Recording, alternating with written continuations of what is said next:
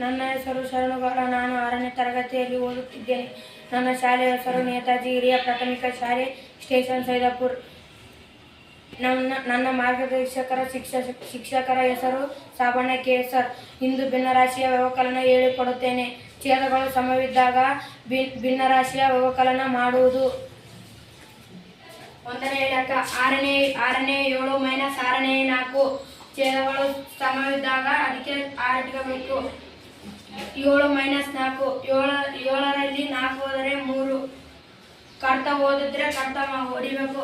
3 3, 3 6. ಉತ್ತರ 2ನೇ 1.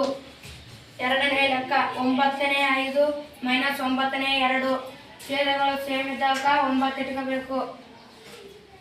5 ಮೈನಸ್ 2, 5ರಲ್ಲಿ 2 ಹೋದರೆ 3. ಕರ್ತ ಓದಿದ್ರೆ ಕರ್ತ ಹೊಡಿಬೇಕು. 3 3, 3 9. ಉತ್ತರ 3ನೇ 1. 3ನೇ ಲೆಕ್ಕ 10ನೇ 8 ಮೈನಸ್ 10ನೇ 2.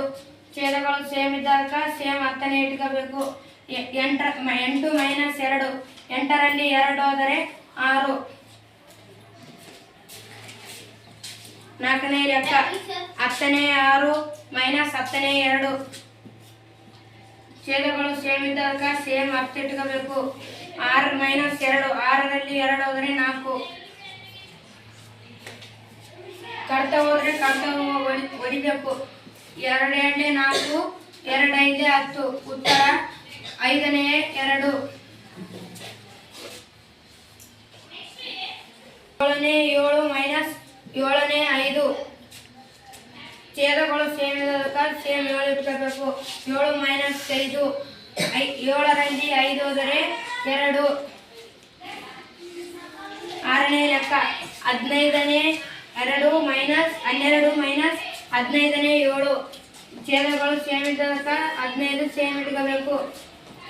12 ಮೈನಸ್ 7, 12ರಲ್ಲಿ 7 ಹೋದರೆ 5. ಕರ್ತ ಓದ್ತಿತ್ತಂದ್ರೆ ಕರ್ತ ಹೊಡಿಬೇಕು. 5 5, 5 3 15. ಉತ್ತರ 3ನೇ 1. ಧನ್ಯವಾದಗಳು. ಮಾಡಿ ಲೈಕ್ ಮಾಡಿ.